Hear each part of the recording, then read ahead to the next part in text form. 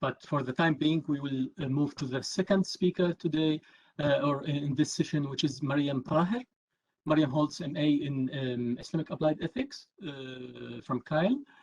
She also has a BA in English Literature from Qatar University. Her MA thesis explores the concept of justice in classical Islamic thought. Mariam's research interests include philosophy, Islamic ethics, and politics. Her lecture will be about justice in classical Islamic thought, the perspectives of Al-Māwardī, Miskawayh, and Ibn Taymiyya. Mariam, the floor is yours, please. Go ahead. Assalamu alaikum, everyone. I would like to take this opportunity to thank Dr. Mu'taz, Dr. Ali, and Dr. Ray for making my experience at HBKU unforgettable. In a good way, of course. Can you hear me, by the way?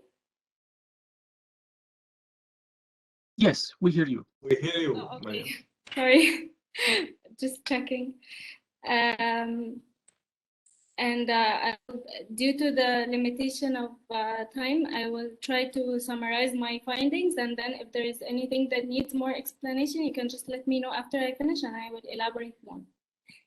So I wanted to understand how justice was conceptualized in Islamic classical thought. So I wanted to have some sort of a comprehensive understanding, not just one side of just like one dimension of justice and like neglecting another dimension.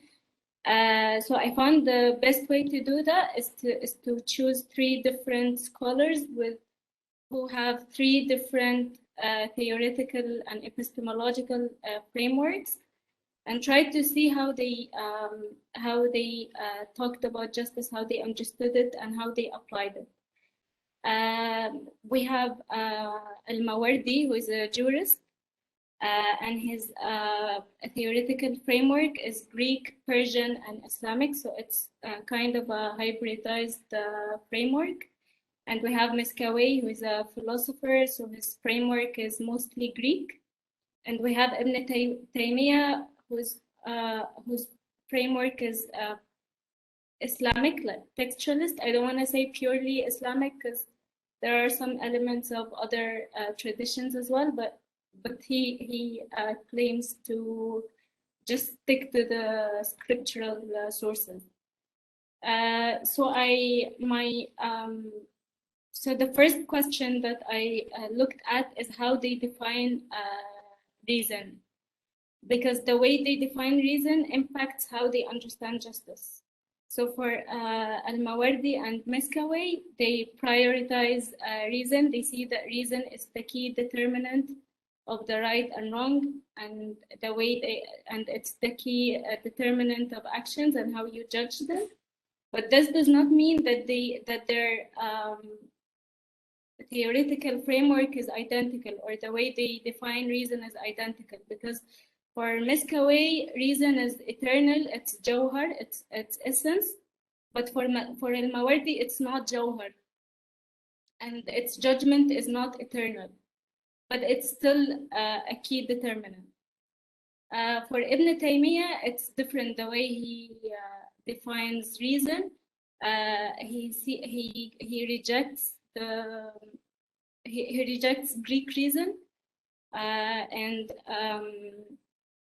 he thinks that reason is important. Like through reason, you can judge actions, but still you need revelation in order to know what is it exactly that you need to know, like to know the right and the wrong. He sees revelation as the light that guides you.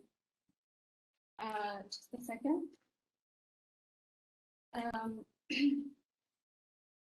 Oh, and he sees, sorry, one more thing. And Ibn Taymiyya sees reason as an attribute, a sifa, which is completely different from how Miskawayh understands reason. And for the first two, for Al-Māwardī and Miskawayh, they see that reason as the source of all virtues. That's why it's important to understand how they think about reason, because it's the source of justice for them.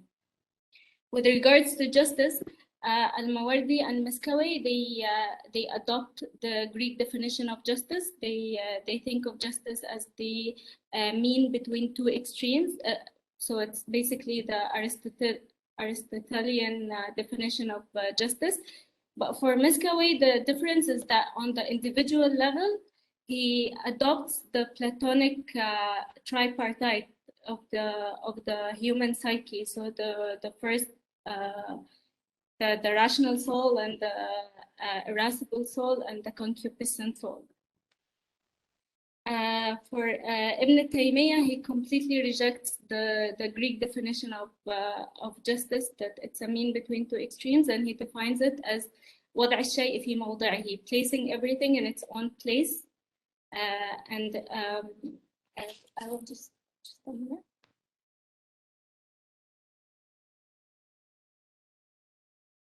Okay, I was gonna read out the definition, but I can't find it now.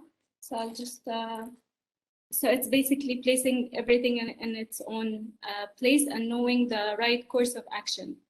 And he says that people need knowledge in order to know the right course of action. And the importance of revelation with regards to justice in Ibn Taymiyya's opinion is that things are not black and white, and in order to be as just as possible and to know the best course of action, basically like judging how, like if you have two bad options, deciding which one is like less worse than the other one, you need revelation for that. And the objective for justice, for the objective of justice for Al-Māwardī is good governance on the societal level and happiness on the individual level. For Miskawayh, it's happiness. For Ibn Taymiyya, it's different. It's salvation. It's repelling harm in this world and salvation in the hereafter. So after that, their categorization of justice is different. For Al-Māwardī, he divides justice into two types: justice with oneself and justice with others. Justice with the self is basically urging oneself to do the right thing, and with others, he divides it into three different categories: justice with one's superior, justice with one's inferior, and justice with one's equal. So there is a hierarchy here with how justice is applied. For Miskawayh, there is natural justice, there is divine justice, and there is conventional justice. Natural justice is concerned with the four elements of this world and that they are equal in quality, and that's how they achieve justice. Conventional justice is basically justice with others, and it's and there's particular justice and general justice. General justice is basically the type of justice that everyone agrees on, and particular justice is concerned with the customs and norms of a particular area, and divine justice is justice with God. And then he moves on for Miskawayh, and he adds three categories of justice. So there are three types and three categories. For the three categories, there is justice with God, and this is concerned with how we worship God. And he's not very concerned with the rituals, like he doesn't cite Islamic sources when he talks about justice with God. With God, actually, he cites philosophers, but there are some Sufi elements when he talks about justice with God, because he talks about the different stations, the first of which is concerned with the rituals that are concerned with the body. So for instance, praying and fasting. And then there are other stations, so you can find Sufi elements. And then justice with others is basically giving them the rights. And justice with ancestors is carrying out their wills and basically doing what they had asked before dying. For Ibn Taymiyya, there are also three categories of justice: justice with God, justice with others, and justice with the self. Justice with God is basically believing that there's only one God. Justice with the self is like avoiding doing sins and doing the right thing, and justice with others is fulfilling their rights. And then the second chapter of my thesis is concerned with the application. So I tried to see how they would apply justice through their discourse on obedience to the rulers. And all three of them agree on the importance of obeying the rulers. But the details are different. For Al-Māwardī, he sees the ruler above the people. He sees the ruler as the brain of the nation, as the shepherd, and the people are the sheep. He sees rulers as having innate virtues that other people, that ordinary people do not have. But for Miskawayh and Ibn Taymiyya, they see the ruler as a normal human being. So they attribute some sacredness to the role itself and not to the ruler. But for Al-Māwardī, it's both the ruler and his role. He sees him as God's shade on earth. For Al-Māwardī, he refuses any sort of rebellion, but he does acknowledge that injustice eventually leads to rebellion and to chaos, but he doesn't explain how people can go about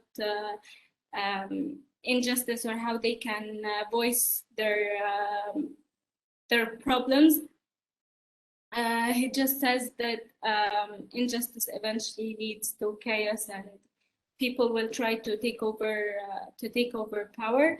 But he does talk about al-bugha, and he says that al-bugha are basically people who renounce their loyalty to the ruler, and he says that they should be fought.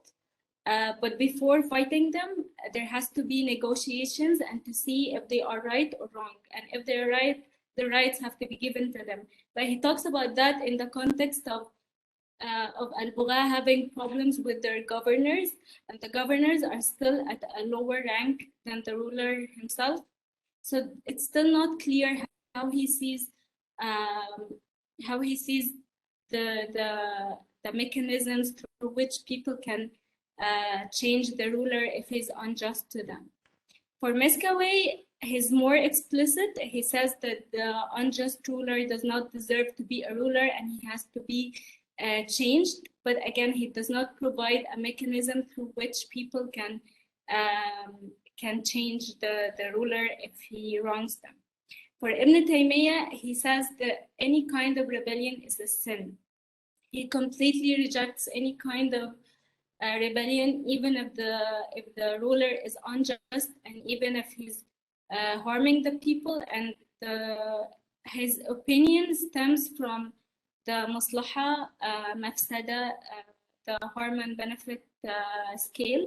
So he says that if people rebel, there will be bloodshed, and a lot of people will die. So there's a lot of harm in this, and therefore there should not be any kind of rebellion as long as the ruler is approving that people carry out the rituals.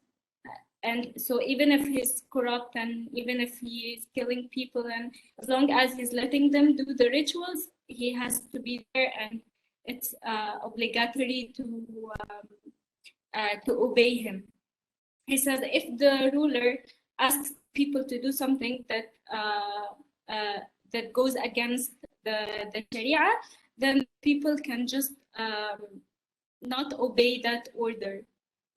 So some people thought that he's calling for some sort of a civil disobedience, but I do not agree with this opinion. I think it's a modern projection, because civil disobedience, it happens on a large scale, it happens on a societal level. But what he's talking about is that if the ruler asks you to do something that goes against Sharia, just don't do it, but don't go against him and don't try to change him. So I can summarize how, like, their discourse on obedience to rulers is that they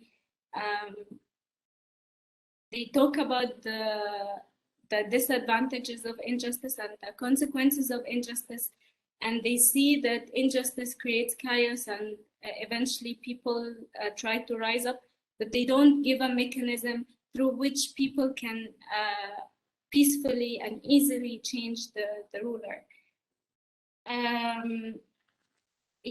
So that's that's it. And if you have any questions, let me know. I'm sorry, I probably forgot many of, most of the thesis because it's just a short presentation and I don't know how to squeeze in all the information. So if there's anything that's unclear, just let me know and I will elaborate and I will I'll explain it further. Thank you. Thank you very much, Mariam, for a very interesting presentation.